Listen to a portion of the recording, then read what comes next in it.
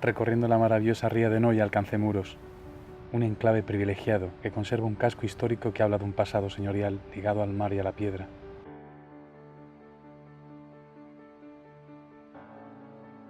Desde Muros bordeé una costa de ensueño para visitar extraordinarias playas como las de Monte Louro, Lariño, Carnota.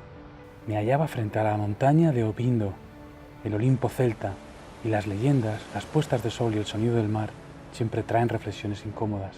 Creo que nos da miedo aparcar nuestra vida y pararnos, porque sabemos que el silencio y el diálogo interior revelan las mentiras que soportamos a diario, y eso nos disgusta.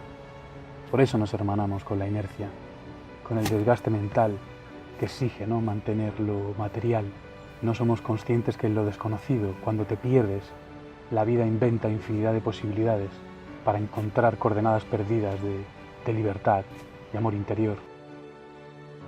A la mañana siguiente me deleité con la playa del pueblo de Opindo y la cascada de Ézaro, que se precipita al mar desde 40 metros de altura.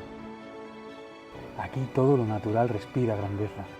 Con un día soleado recorrí playas preciosas, almorcé en Concurbión y en poco tiempo alcancé el fin del mundo, Fisterra. Los romanos pensaban que este era el punto más occidental de la tierra y por tanto aquí se acababa el mundo. Compartí con gente maravillosa. El faro se llena de peregrinos del Camino de Santiago. Vi rostros soñadores, eufóricos, tristes, rebeldes, esperando una puesta de sol que te encoge el corazón e ilumina tu futuro. Al abandonar este lugar mágico de mitos y leyendas, todos anhelan de alguna manera una purificación espiritual, elevar la conciencia y llegar a ser mejores personas.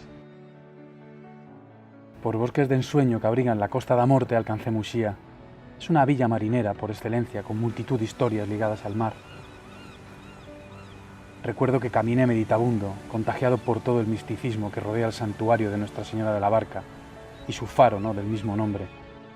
El mar como medicina para sanar las dolencias del ego y no ponerle pastillas al dolor y la tristeza.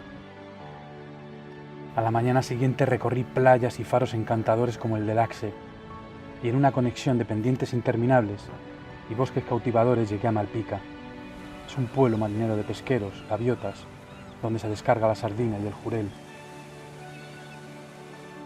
Antes de llegar a Coruña me esperaba una charla muy especial en el Casino de Carballo, un ateneo del compartir del conocimiento, un proyecto que nace de la pasión por aportar valores elevados. Y desde aquí les mando un beso y un abrazo muy fuerte a Víctor y Linda. Chao, nos vemos en viaje.